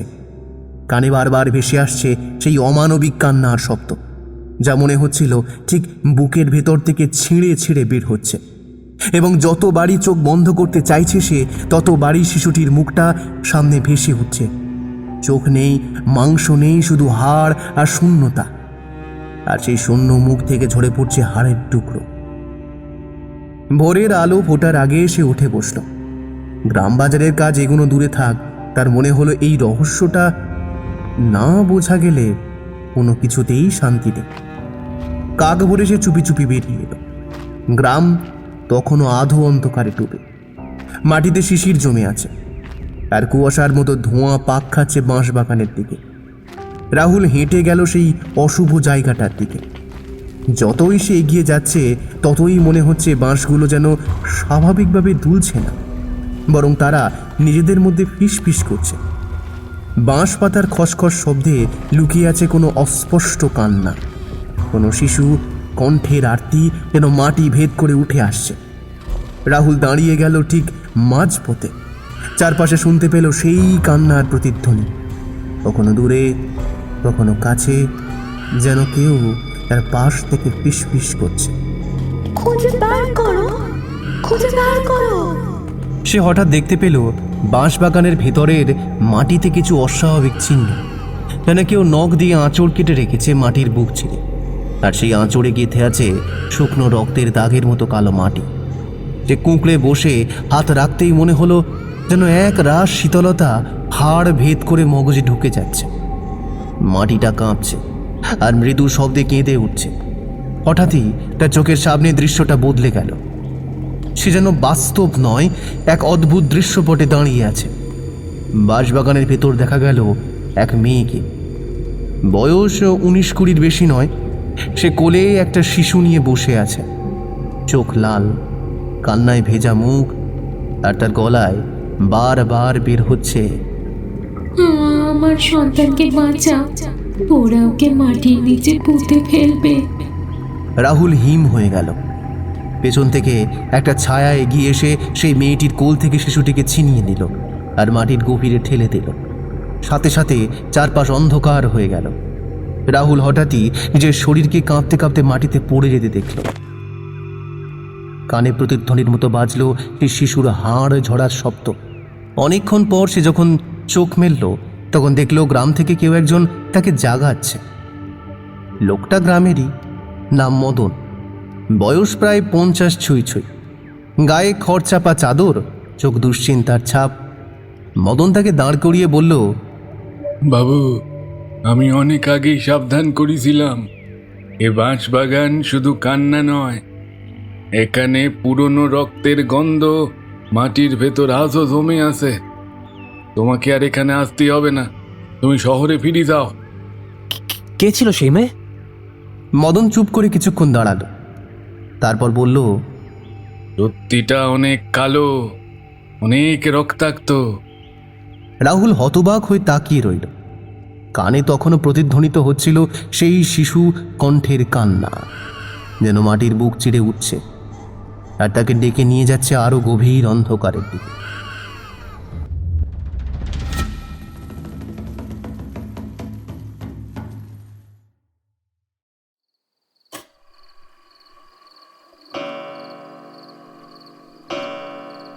রাত 12টার শব্দটা রাহুলের জীবনে যেন এক অশুভ প্রতীক হয়ে উঠল। সারাদিন অনেক লোকজন গ্রামবাসীর সঙ্গে কথা বলতে গিয়ে সে বারবার নিজেকে শান্ত রাখার চেষ্টা করেছে, কিন্তু ভেতরে ভেতরে একটা অদৃশ্য টান তাকে টেনে নিয়ে যাচ্ছিল বাঁশবাগানের দিকে। তার চোখে মুখে এবার ক্রমশ অস্বাভাবিকতার ছাপ ফুটে উঠছে স্পষ্টভাবে। দিনটা যেন অস্বাভাবিকভাবে দীর্ঘ মনে হচ্ছিল। বিকেলের দিকে হাওয়া বইছিল, কিন্তু সেই হাওয়ার সঙ্গে বারবার ভেসে আসছিল অচেনা কান্না, যা শুধুমাত্র রাহুলই শুনছিল। গ্রামবাজারে কাজ করা 2-3 জন শ্রমিক তাকে অবাক হয়ে জিজ্ঞেস করল, সাহেব, আপনি বারবার চোখ বড় করে কিসের দিকে তাকাচ্ছেন? কিন্তু সে কোনো উত্তর দিল না, কারণ সে জানত ওই কান্নার শব্দ সবাই শুনতে পায় না। এটা যেন শুধু তারই জন্য। রাত নেমে আসতেই রাহুলের বুক ধক ধক করতে লাগল। ঘরে ছোট্ট একটা আলো জ্বলছিল, কিন্তু তার চোখ বারবার ঘড়ির কাঁটার দিকে চলে যাচ্ছিল। 11টার সময় থেকে যেন চলছিল শ্লথ হয়ে। প্রতিটি মিনিট যেন ঘন্টার মতো দীর্ঘ। অবশেষে 12টার 5 মিনিট আগে যে দরজা খুলে বেরিয়ে পড়ল। আকাশে মেঘ জমে আছে, চাঁদ ঢাকা, চারপাশ অদ্ভুতভাবে নিস্তব্ধ। কুকুরের ঘেউ ঘেউ নেই, ঝিঁঝি পোকার ডাক নেই, এমনকি বাতাসও থমকে গেছে। গ্রামের পথ পেরিয়ে সে এগিয়ে গেল বাঁশবাগানের উত্তর প্রান্তে। চারপাশে ঘন কুয়াশা জমে আছে, যেন অদৃশ্য হাত তাকে আড়াল করে রেখেছে। সে যতই এগোচ্ছে, বাঁশ পাতার ফিসফিস শব্দে মিশে যাচ্ছে অদ্ভুত এক সুর। প্রথমে মনে হলো বাতাসের খেলা, তারপর শব্দটা স্পষ্ট হতে লাগলো শিশুর কান্না, টানা হৃদয় বিদারক কান্না। সে দাঁড়িয়ে গেল, বুক ধরপড় করছে, তবে ভেতরের কৌতূহল তাকে এগিয়ে যেতে বাধ্য করল। হঠাৎ যেন কুয়াশার ভিতর থেকে মদনের কণ্ঠস্বর ভেসে এলো, পেছনে তাকিও না, সামনে যা দেখছো সেটাই সত্যি। রাহুল চমকে উঠল। গলা শুকিয়ে গেছে, হাঁটু কাঁপছে। সে 1 পা 2 পা করে এগোলো। হঠাৎ বাঁশবাগানের ভেতরে মাটি কেঁপে উঠল। মাটির বুক ছিঁড়ে এক টিন আলো বেরোতে লাগলো। সেই আলো ধীরে ধীরে এক রক্তিম ছায়ায় পরিণত হলো, আর সেই ছায়ার ভেতর থেকে বেরিয়ে এলো শিশু। শিশুটি বসে আছে মাটিতে, আগের মতোই চোখবিহীন মুখ, আর সেই মুখ থেকে ঝরে পড়ছে সাদা হাড়ের টুকরো। কিন্তু এবার তার সঙ্গে ছিল অদ্ভুত শব্দ। মা মা আমাকে বাঁচাও। রাহুলের ভেতর কেঁপে উঠল। সে চিৎকার করতে চাইলো, কিন্তু গলা দিয়ে কোনো আওয়াজ বের হলো না। শিশুটির পাশেই মাটির ভেতর থেকে উঠে এলো আরেকটা ছায়া, এই যুবতীর মেয়ে। কাঁধ ভিজে গেছে রক্তে, চোখে শুধু যন্ত্রণার ছাপ। সে রাহুলের দিকে তাকিয়ে কাঁদতে কাঁদতে বলল, আমার সন্তানকে ফিরিয়ে দাও। ওরা আমার সন্তানের রক্ত দিয়ে স্বর্গে যেতে চেয়েছিল। রাহুল স্তব্ধ হয়ে গেল। সে বুঝতে পারছে না এ কিভাবে সম্ভব। সে বলল, আমি শান্তি দেব তোমার সন্তানকে। হঠাৎই বাঁশ বাগানের ভেতর গর্জে উঠল এক অদ্ভুত হাসি, যেন অজস্র গলা একসঙ্গে হেসে উঠছে। এই হাসির সঙ্গে মিশে আছে শ্বাসরোধী এক ক্রোধ। কুয়াশার ভেতর থেকে কয়েকটা ছায়া দেখা গেল, মোটা শরীর, কপালে তিলক, হাতে কুড়ুল। তারা মাটির ভেতর শিশুটিকে ঠেলে দিচ্ছে আর চারপাশে উচ্চারণ করছে মন্ত্রের মতো কিছু শব্দ। রাহুল ভয়ে পাথর হয়ে গেল। এই দৃশ্য যেন অতীত থেকে উঠে এসে তার সামনে জীবন্ত হয়ে উঠছে। সে দেখল মেয়েটি প্রাণপণ চেষ্টা করছে তার সন্তানকে বাঁচাতে, কিন্তু সেই পুরুষগুলো তাকে চেপে ধরলো, তার মুখ চেপে ধরলো, আর শিশু কণ্ঠস্বর মাটির ভেতরে গিয়ে নিস্তব্ধ হয়ে গেল। এক মুহূর্তে সবকিছু আবার অন্ধকারে ঢেকে গেল। রাহুল হাঁপাতে হাঁপাতে মাটিতে বসে পড়ল। তার মনে হলো সে এখনো শিশুটির কান্না শুনছে, মেয়েটি আর্তনাদ শুনছে। ঠিক তখনই তার কানে আবার মদনের কণ্ঠস্বর বাজল। তুমি যা দেখলে সেটাই সত্যি। এই গ্রাম আজও সেই রক্তের অভিশাপে ভুগছে। বাঁশবাগান যতদিন থাকবে ততদিন সেই শিশুর আত্মা শান্তি পাবে না। কিন্তু আমি কি করতে পারি? যে পাপীরা এই কাজ করেছিল তাদের রক্তের উত্তরাধিকার আজও গ্রামে আছে। যতদিন না শিশুটির আত্মাকে মুক্তি দেওয়া যাবে ততদিন তুমি শান্তি পাবে না। রাহুলের বুকের ভেতর ঠান্ডা শীতলতা নেমে এলো। সে বুঝল এ শুধু কাকতালীয় কোনো ভ্রম নয়, এটা একটা অভিশাপের ডাক, যেখান থেকে সে আর পালাতে পারবে না। বাঁশবাগান তাকে টেনে নিয়েছে, আর এখন থেকে তার প্রতিটি রাত শিশুটির কান্নায় ভরে উঠবে। চারপাশের কুয়াশা ঘনীভূত হয়ে তাকে আড়াল করতে লাগলো। সে দাঁড়াতে চাইল, কিন্তু তার পা যেন মাটির ভিতরে আটকে গেছে। শিশুটির চোখহীন মুখ আবার ভেসে উঠল সামনে, এবার যেন আরো কাছে, আরো স্পষ্ট। আর সেই শূন্য গহ্বরের ভেতর থেকে ফিস ফিস করে বেরিয়ে এলো একটা মাত্র শব্দ, সত্যি? রাহুল সেদিন রাতে বাঁশবাগান থেকে যখন ঘরে ফিরল, তখন তার শরীরটা ভিজে ছিল ঘামে। চোখ লাল হয়ে উঠেছিল ভয়ের চাপে, আর বুকের ভেতর কাঁপুনি যেন থামছিলই না। নিজের মাথার চুল নিজেই টেনে ছিঁড়ে ফেলছে আর যন্ত্রণায় চিৎকার করছে। দরজা বন্ধ করতেই মনে হলো ঘরের ভেতরেও সেই শিশুর কান্নার প্রতিধ্বনি ভেসে আসছে। দেওয়ালের ফাঁক গলে যেন কুয়াশা ঢুকে পড়ছে। বিছানায় বসে সে মাথা চেপে ধরল, কিন্তু কোনোভাবে সেই দৃশ্য চোখ থেকে মুছতে পারল না। চোখবিহীন শিশুটি, যুবতী মেয়ের রক্তাক্ত আর্তনাদ, আর সেই ভয়ঙ্কর পুরুষদের হাসি। সকালে উঠে সে এক অদ্ভুত দৃঢ়তা অনুভব করল। রাহুলের কাজকর্ম সেদিন একেবারেই এলোপাতাড়ি চলল। শ্রমিকরা আবার অবাক হয়ে তাকিয়ে দেখল রাহুল একটানা ঘোরের মতো এদিক ওদিক হাঁটছে। রাহুলের বুকের ভেতর প্রতিজ্ঞা জন্ম নিল। সে জানল সামনে যাই বাধা আসুক না কেন, তাকে সত্যিটা প্রকাশ করতেই হবে। বাঁশবাগানের কঙ্কাল শিশুর আত্মা তাকে ডাকছে, আর সেই ডাক এড়িয়ে যাওয়া অসম্ভব। সন্ধ্যা নেমে এলো, গ্রাম অন্ধকারে ঢেকে গেল। রাহুল ঘরে ফিরে এসে জানলার ফাঁক গলে বাঁশবাগানের দিকে তাকাল। দূরে কুয়াশার ভেতর শিশুটির ছায়া যেন দাঁড়িয়ে আছে। মুখ নেই, চোখ নেই, শুধু হাড় ঝরে পড়ছে, আর তার শূন্য গহ্বর থেকে প্রতিধ্বনি হচ্ছে, মুক্তি চাই। আমি তোমাকে মুক্তি দেব, আমি তোমায় কথা দিলাম। রাত তখন প্রায় শেষ প্রহর। আকাশে হালকা ধূসর রেখা ফুটে উঠেছে, কিন্তু গ্রামের চারপাশে এখনো ঘন আঁধারের মতো এক অদ্ভুত আবহ জমে রয়েছে। আর সেই আঁধারের ভেতর রাহুল যেন হাঁপাচ্ছে, যেন তাকে কেউ বুকে চেপে ধরে শ্বাসরোধ করে রাখছে। সেই বাঁশ বাগানের ভেতর শিশুটির হাহাকার এখনো তার কানে বাজছে। যদিও সে বাঁশ বাগানের ভেতর থেকে অনেক আগেই বেরিয়ে এসেছে, কিন্তু শব্দগুলো যেন তাকে তাড়া করে নিয়ে চলেছে। আর মাটির নিচ থেকে উঠে আসা হাড়গোড়ের গন্ধে তার মাথা ক্রমশ ভারী হয়ে যাচ্ছে। সকালে গ্রামের মানুষদের মধ্যে গুঞ্জন ছড়িয়ে পড়ল। রাহুলকে যারা রাতে দেখেছিল তারা বলেছিল সে একেবারে পাগল হয়ে গেছে।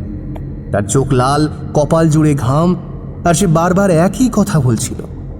শিশুটা ডাকছে, ওরা ওকে মাটিতে চাপা দিয়েছিল, আমি সব দেখেছি। গ্রামের বয়স্ক কয়েকজন লোকেরা মন্দিরের আঙিনায় বসে আলোচনা করছে। এই ছেলে শহর থেকে এসেছে গ্রাম বাজার বানাবে বলে, অথচ এভাবে বাঁশ বাগানের অশরীরীর খপ্পরে পড়ে গেছে। এখন যদি এর কিছু হয়ে যায় তাহলে গ্রামের নাম খারাপ হবে। আবার কেউ কেউ বলছিল শহরের ছেলেরা ভূত প্রেত বিশ্বাস করে না, কিন্তু যখন গ্রাম বাংলার অন্ধকারে পা দেয় তখন তাদের মস্তিষ্ক গুলিয়ে যায়। কিন্তু রাহুলের অবস্থা সত্যি অন্যরকম। সে বিছানায় শুয়ে কাঁপতে কাঁপতে দেখলো জানলার বাইরে বাঁশপাতার ফাঁক দিয়ে কেউ যেন উঁকি মারছে। ছোট্ট কোনো ছায়ামূর্তি, যার চোখ নেই, শুধু ফাঁকা গর্ত, আর মুখ থেকে মাংস ঝরে ঝরে পড়ছে, আর সেই সঙ্গে ফিসফিস। মাটি খুব ঠান্ডা, আমাকে কেন একা ফেলে গেলে? এই শব্দ শোনার সঙ্গে সঙ্গে রাহুল বিছানা ছেড়ে উঠে পড়ে জানলার দিকে ছুটল, কিন্তু বাইরে কিছু নেই, শুধু হাওয়াতে দুলতে থাকা বাঁশ পাতার ছায়া। দিনের বেলায়ও রাহুল শান্তি পাচ্ছিল না। গ্রামের লোকেরা তাকে বোঝাতে চেষ্টা করলো, ওসব কানে নিও না, ওটা পুরনো অভিশাপ, যার কোনো শেষ নাই, ওখানে যেও না। কিন্তু রাহুলের জেদ দেখে গ্রামের কিছু যুবক হেসে বলল, শহরের লোক ভূতের গল্পে বুঁদ হয়ে গেছে, কাল পরশু আবার পালিয়ে যাবে। কিন্তু বুড়ো লোকেরা চুপচাপ রইল। তাদের চোখে এক অদ্ভুত ভয়, কারণ তারা জানত রাহুল যেটা অনুভব করছে এটা কোনো কল্পনা নয়। ওর শরীর ইতিমধ্যেই অশরীর ছায়া ঢেকে গেছে। সন্ধ্যের দিকে রাহুল আবার একা বাঁশবাগানের দিকে এগোতে লাগল। এবার সে কোনো ভয় পেল না, বরং মনে হচ্ছিল ভেতর থেকে একটা টান তাকে নিয়ে যাচ্ছে। আর যখন সে বাঁশের ভেতরে ঢুকলো তখন স্পষ্ট শুনতে পেল মাটির নিচ থেকে যেন একসাথে অনেকগুলো শিশুর কান্না ভেসে আসছে।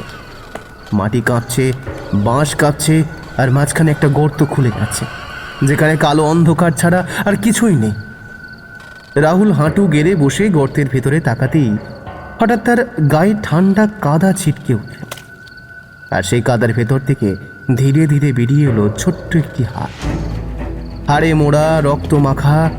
তারপর একে একে আরও হাত বেরোতে লাগলো, যেন মাটির নিচে অনেকগুলো শিশু চাপা পড়েছিল, আর তারা সবাই একসঙ্গে হাত বাড়িয়ে ওকে ধরতে চাইছে।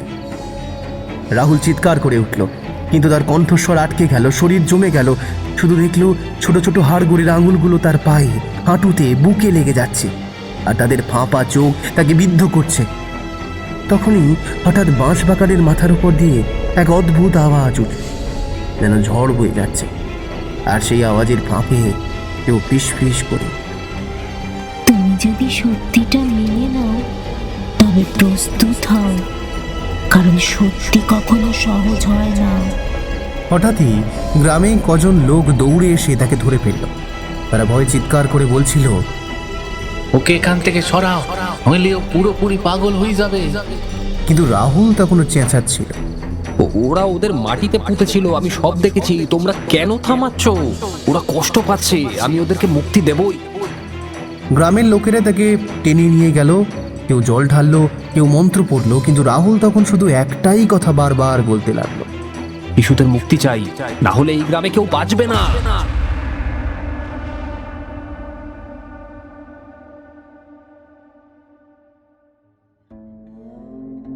সেদিন রাতের পর পুরো গ্রাম যেন নতুন ভয়ের মধ্যে ঢুকে গেল। বাঁশবাগানের দিকে কেউ তাকাতেও সাহস পেল না। আর রাহুলের শরীর জ্বরের আগুনে পুড়তে লাগলো। চোখে ঘুম নেই, কানে বারবার কান্নার শব্দ, মুখে একটাই কথা, আমি ওদের শান্তি দেব। হ্যাঁ হ্যাঁ হ্যাঁ হ্যাঁ হ্যাঁ, আমি ওদের শান্তি দেব। গ্রামের আকাশে ভোরের আলো ফুটলেও চারিদিকের পরিবেশ যেন অস্বাভাবিকভাবে অন্ধকারে ঢেকেছিল। কাক ডাকতে ডাকতে হঠাৎ চুপ মেরে গেল, যেন অদৃশ্য কোনো ছায়া তাদের গলা টিপে ধরেছে। আর সেই অস্বস্তিকর নীরবতায় গ্রামের মানুষরা আরো বেশি ভীত হয়ে পড়ল, কারণ আগের রাতের ঘটনার পর থেকে তারা জানতো রাহুলের ভেতর থেকে কোনো স্বাভাবিকতার বাকি নেই। তারা চোখ লাল, শরীর জ্বরে কাঁপছে, তার ঠোঁট থেকে নিরন্তর বেরোচ্ছে সেই এক কথা, ওরা শিশুদের মাটিতে পুঁতেছিল, আমি সব দেখেছি, আমি সব জানি। এই কথাগুলো এতটাই স্পষ্ট এবং নির্দয় স্বরে বেরোচ্ছিল যে গ্রামের মানুষদের ভেতরে চাপা আতঙ্ক জন্ম নিল। রাহুলকে ধরে গ্রামের পুরোহিতের বাড়িতে নিয়ে আসা হলো। বুড়ো পুরোহিত গম্ভীর মুখে শঙ্খ বাজালেন।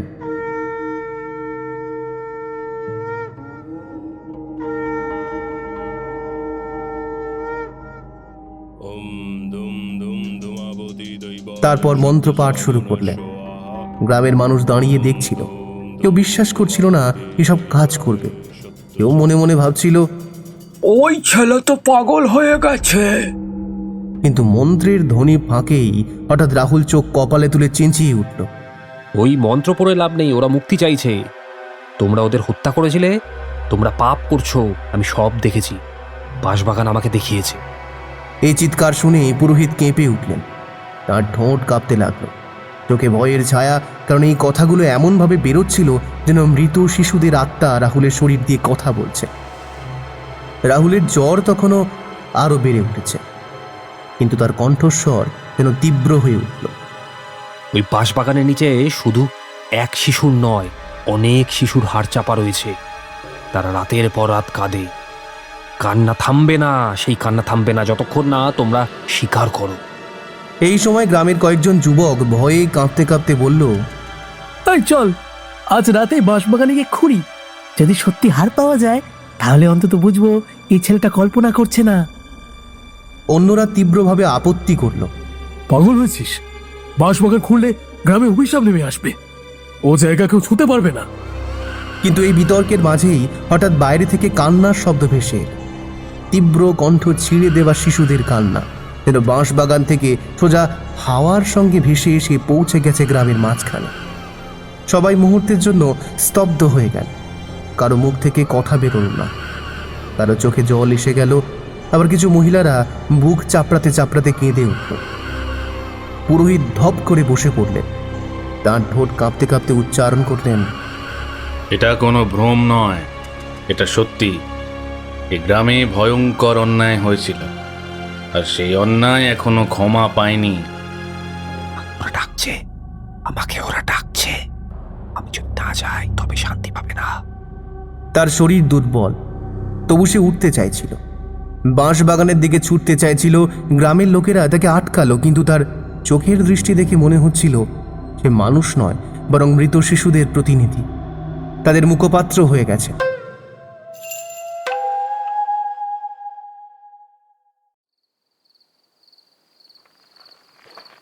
সন্ধে নামার পর কয়েকজন সাহসী যুবক মশাল নিয়ে বাঁশবাগানের দিকে গেল। রাহুলকে শক্ত করে ধরে নিয়ে যাওয়া হলো তাদের সঙ্গে, কারণ সে নিজেই যেতে চাইছিল। বাঁশের অন্ধকারের ভেতর ঢুকতে সে আবার সেই ঠান্ডা কুয়াশা ঘিরে ধরল। বাতাস যেন জমে গেল, পাতা নড়ছে না, তবু চারপাশে ফিসফিসে আওয়াজ, যেন শত শত শিশু মাটির নিচ থেকে ফিসফিস করছে। তারা যখন মাঝখানে পৌঁছালো, রাহুল হঠাৎ মাটির এক জায়গায় দেখিয়ে বলল, এখানে এখানে এইখানে খোঁড়ো, এখানে খোঁড়ো। প্রথমে কেউ হাত দিতে সাহস পেল না, তারপর এক যুবক সামলে কোদাল চালালো।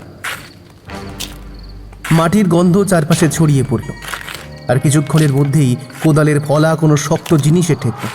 সবাই নিঃশ্বাস বন্ধ করে তাকালো, তারপর মাটির ভেতর থেকে বেরিয়ে এলো একটা ছোট্ট হাড়। স্পষ্টতই মানুষের হাড়, আর সেটা শিশুদের হাতের হাড়। চিৎকার উঠল চারিদিকে, কেউ মশাল ফেলে দিল, কেউ কাঁপতে কাঁপতে মাটিতে বসে পড়ল, কিন্তু খুঁড়তেই আরও হাড় বেরোতে লাগলো।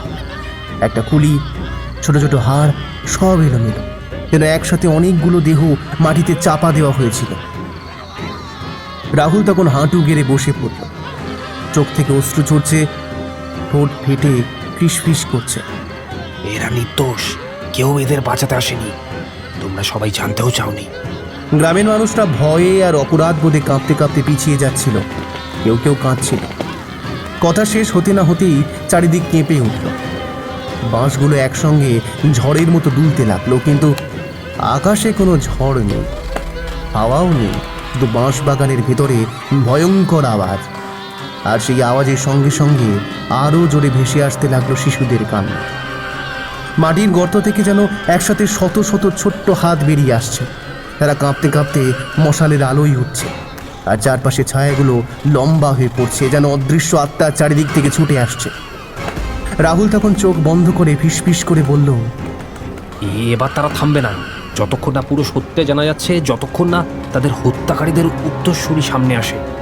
এরা কেউ থামবে না। গ্রামের লোকেরা ভয়ে একে একে পালাতে লাগল।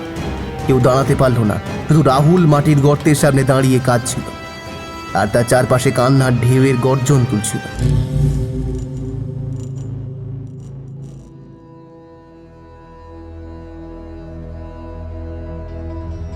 বাঁশবাগানের ভেতর সেই ভয়ঙ্কর দৃশ্যের পর গ্রাম যেন এক দুঃস্বপ্নে ঢেকে গেল। যারা সেই রাতে রাহুলের সঙ্গে মাটির নিচ থেকে শিশুর হাড় উঠতে দেখেছিল, তাদের চোখে ঘুম নেই। কানে বারবার ভেসে আসছে সেই কান্না, যেন চারিদিক থেকে শূন্য আকাশে প্রতিধ্বনিত হচ্ছে। পরদিন ভোরে গ্রামের চত্বরের বড় বটগাছের নিচে সবাই জড়ো হল। কারো মুখে রং নেই, যেন রাতারাতি সবাই বুড়িয়ে গেছে। পুরোহিত কাঁপা গলায় বললেন, পাপ এতদিন চাপা ছিল, কিন্তু এবার মাটির বুক ফেটে বেরিয়েছে। যেদিন ওই শিশুর কঙ্কাল প্রথম পুকুর খোঁড়ার সময় বেরিয়েছিল, সেদিনই বোঝা উচিত ছিল অভিশাপ এভাবে ঘুমিয়ে থাকবে না। রাহুল তখনও অস্বাভাবিক জ্বরে কাঁপছিল, কিন্তু তার চোখ স্থির, গলা ভারী অথচ স্পষ্ট।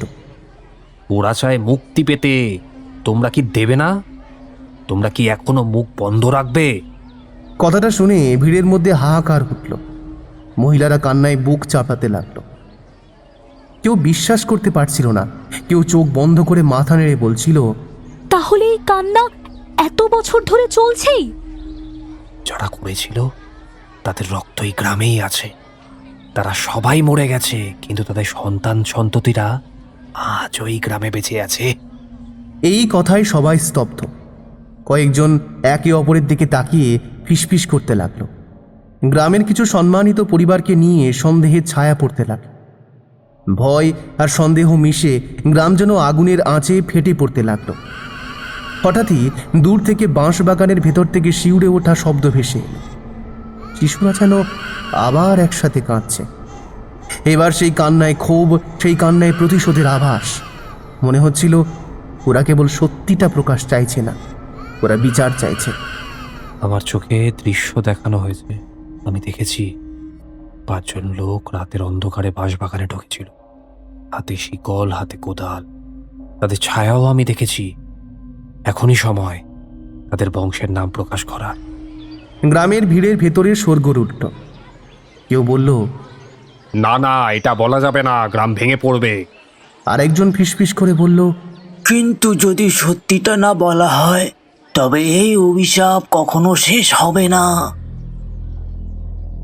আমি নাম জানি। আমার বাবা তখন বেঁচে ছিলেন। তিনি মৃত্যু শয্যায় আমাকে ফিসফিস করে বলেছিলেন, 5টা পরিবার, রায়, চৌধুরী, মুখোপাধ্যায়, দত্ত, শীল আর সেন, তাদের পুরনো প্রজন্ম জমিদারের সাথে হাত মিলিয়ে পাপ কাজ করেছিল। এই নাম উচ্চারণ হওয়া মাত্রই ভিড়ের মধ্যে তুমুল হইচই পড়ে গেল। সেই পরিবারগুলির বর্তমান প্রজন্ম ভয়ে কেঁপে উঠল। কেউ প্রতিবাদ তুলল, কেউ চেঁচিয়ে বলল, আমাদের দাদা ঠাকুররা কি করেছে আমরা জানতাম না, আমাদের দোষ নয়। পাপ কারো হোক, অভিশাপ পুরো রক্তের ওপরেই নেমে আসে। শিশুরা কাউকে ছাড়বে না। এই কথার পর হঠাৎই চারিদিক কেঁপে উঠল, যেন মাটি ফেটে যাচ্ছে। দূরের বাঁশবাগান দুলে উঠল, আর আকাশ থেকে কালো কাকের ঝাঁক উড়ে এসে পুরো গ্রাম ঢেকে দিল। মানুষের চিৎকার, বাতাস ফেটে গেল। পুরোহিত কাঁপতে কাঁপতে বললেন, এবার আর দেরি করা যাবে না। যদি মুক্তি দিতে হয় তবে সবাইকে বাঁশবাগানের ভেতর দিয়ে এই শিশুদের অস্থি আর জমিদারের জপমালা জমিদার বাড়িতে গিয়ে দিয়ে আসতে হবে। আর জমিদারদের সঙ্গে হাত মিলিয়ে যে 5 পরিবারের পূর্বপুরুষ ওই পাপ কাজটা করেছে তাদেরকে এই প্রায়শ্চিত্ত করতে হবে। তাদের ওই সব শিশু আত্মার কাছে ক্ষমা চাইতে হবে, নইলে এই গ্রাম আর টিকবে না। রাহুল তখন ভিড়ের মধ্যে দাঁড়িয়ে, তার চোখের ভেতরে অদ্ভুত শূন্যতা, যেন সে আর পুরোপুরি মানুষ নেই। সে শুধু ফিসফিস করে বলল, আজ রাতেই সিদ্ধান্ত নিতে হবে। শিশুরা যে অপেক্ষা করে রয়েছে।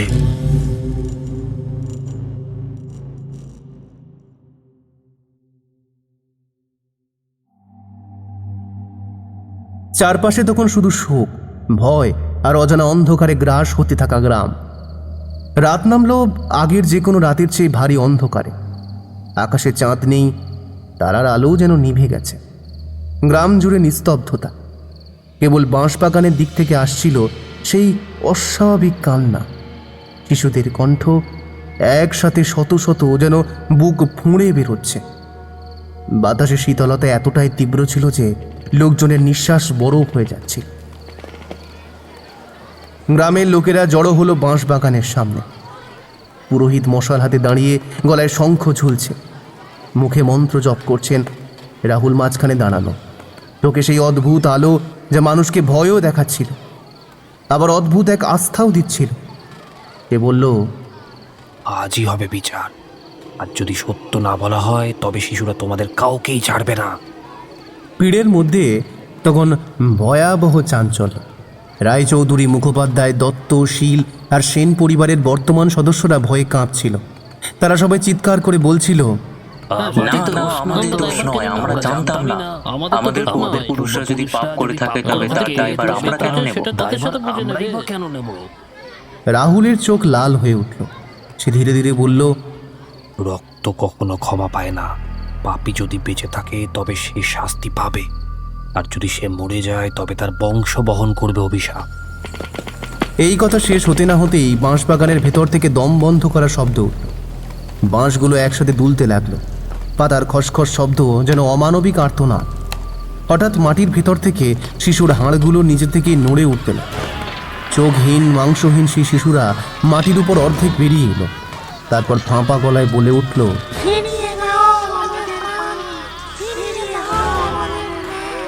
গ্রামের মহিলারা বুক চাপড়ে কেঁদে উঠল। পুরুষরা আতঙ্কে পালিয়ে যেতে চাইছিল, কিন্তু চারিদিকে যেন অদৃশ্য দেওয়ালে বন্ধ হয়ে গেছে। রাহুল হাত তুলে চিৎকার করে বলল, থামো, আজ মিথ্যা বলে কেউ রক্ষা পাবে না। হঠাৎই বাঁশবাগানের গভীর থেকে কালো ছায়া বেরিয়ে এল। এটা ছিল সেই তন্ত্র সাধকের অবশিষ্ট অভিশাপ। তার গলায় গর্জন, না, আমি তোদের যেতে দেব না। এই গ্রাম চিরকাল আমার সাপ বহন করবে। রাহুল দাঁড়ালো সামনে। তার চোখ থেকে যেন আগুন বেরোচ্ছিল। সে চিৎকার করল, এই শিশুদের আত্মা মুক্তি পাবে, তোমার অভিশাপ আজ শেষ হবে। পুরোহিত শঙ্খ বাজালেন, মন্ত্রোচ্চারণ করলেন, আর গ্রামের লোকেরা সবাই একসাথে চেঁচিয়ে বলে উঠল, কিন্তু কেউ আর মাটি খুঁড়ে জপমালা আর অস্থি বের করতে পারল না। মাটি খুঁড়ে সবাই যখন ক্লান্ত, তখন রাহুল এবার মাটি খোঁড়া আরম্ভ করল। সাথে সাথে বের হয়ে এলো জপমালা আর শিশুর রক্ত মাখা অস্থি। ওগুলো একত্রিত করে রাহুল জমিদার বাড়ির দিকে একা একা হাঁটতে লাগলো। উত্তরসূরিরা দৌড়ে যে যার ঘরে চলে গেল। বেশ কিছু সময় পার হওয়ার পর শিশুর হাড়গুলো আলোতে জ্বলজ্বল করে উঠল। সাদা ধোঁয়ার মতো কণ্ঠে একসাথে ফিসফিস করল। মুহূর্তে সেই অন্ধকার ছায়া ছিঁড়ে খুঁড়ে মিলিয়ে গেল। বাঁশবাগান কেঁপে উঠল একবার, তারপর ধীরে ধীরে শান্ত হয়ে এল। বাতাসে গন্ধ থাকলো ভেজা মাটির, কিন্তু কান্নার শব্দ থেমে গেল। পুরোহিত মাটিতে বসে পড়ল, তার শরীর নিস্তেজ, ঠোঁট ফেটে ফিসফিস করল, ওরা গেছে, ওরা শান্তি পেল। গ্রামের লোকেরা চোখ মুছতে মুছতে একে অপরকে জড়িয়ে ধরল। ভয়ের ছায়া এখনো রয়ে গেছে, কিন্তু মনে হচ্ছিল অভিশাপ ভাঙছে। কেবল পুরোহিত দীর্ঘশ্বাস ফেলে বললেন, আমাদের মুক্তি হয়তো এসেছে, কিন্তু এই কলঙ্ক কোনো দিন মুছে যাবে না।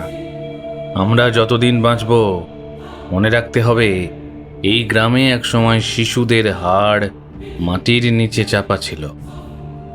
রাহুল তখনও জমিদার বাড়ি থেকে ফিরে আসেনি। হরিপদ কাকু পুরোহিতকে নিয়ে জমিদার বাড়িতে পৌঁছলে সে অভিশপ্ত কালো ঘরে গিয়ে তারা যা দেখল তা তারা কল্পনাও করতে পারে। কালো ঘরের সিলিং থেকে ঝুলছে রাহুলের নিথর দেহ। সে আত্মহত্যা করেছে। এমন দৃশ্য দেখে হরিপদ কাকু হাউ মাউ করে কেঁদে উঠে বলল, আর রাহুল ওর শ্বাস দিয়ে বাচ্চাদের মুক্ত করলো। সেই রাতের পর থেকে আর কোনোদিন বাঁশবাগান থেকে কান্নার শব্দ শোনা যায় না। কিন্তু গ্রামের মানুষরা আজও বাঁশবাগানের কাছে যায় না, কারণ তারা জানে শান্তি এলেও সেই মাটি একদিন শিশুর হাড় গিলে নিয়েছিল, শহর থেকে আসা রাহুলকে শেষ করে দিয়েছিল। অভিশাপ থেমে গেছে, কিন্তু স্মৃতি কখনো থামে না। রাতের অন্ধকার ধীরে ধীরে স্থির হয়ে এলেও গ্রামের বুকের ভেতর সেই স্থিরতা পৌঁছালো না। বাঁশবাগানের চারপাশে ছড়িয়ে থাকা ভিজে মাটি যেন এখনো নিঃশ্বাস ফেলছে, একবার ভারী একবার ক্ষীণ, যেন শত শত হারিয়ে যাওয়া জীবনের চিহ্ন। বাতাসে শ্বাস নেওয়া কঠিন হয়ে যাচ্ছে, কারণ সেখানে গল গল করে মিশেছিল সদ্য ফুঁড়ে বেরোনো মৃত্যুর গন্ধ। মাটির কাদায় লেগেছিল হাড়ের ধুলো। শীতলতা আর একটু গভীর হয়ে গ্রামের বুক চেপে ধরল, যেন পৃথিবীর কোথাও আর উষ্ণতা বাকি নেই। হরিপদ কাকু নিস্তব্ধ হয়ে বসে রইল। তার শরীর আর মনের সমস্ত শক্তি যেন নিংড়ে নিয়েছে এই রাতের অভিশাপ মুক্তি। তার চারপাশে দাঁড়িয়ে থাকা মানুষের চোখে স্বস্তি থাকলেও সেই স্বস্তির ভেতর ছিল এমন এক দাগ যা কোনো দিন মুছবে না। তাদের চোখ লাল, ঠোঁট শুকনো, কণ্ঠে কোনো শব্দ নেই, শুধু বুকের ভেতর ফুঁপিয়ে ওঠা অপরাধ বোধ। এই মাটিতে শিশুর হাড় চাপা পড়ছিল, তাদের কান্না আকাশ পর্যন্ত ছুঁয়েছিল, অথচ কেউ প্রতিবাদ করেনি। কিন্তু রাহুল পেরেছে ওদের মুক্ত করতে। ও কথা দিয়ে কথা রেখেছে। ওর পায়ের দুটো ফোঁটা রক্ত বাচ্চাদের মুক্তির পথ দেখিয়ে দিল। বাঁশবাগান আবার স্থির হয়ে গেল, কিন্তু সেই স্থিরতা ভয় আরো প্রবল। বাঁশগুলো নিথর দাঁড়িয়ে পাতার গায়ে শিশির জমে ঝুলছিল, আর প্রতিটি ফোঁটার ভেতর যেন লুকিয়েছিল অশ্রুর ঝিলি।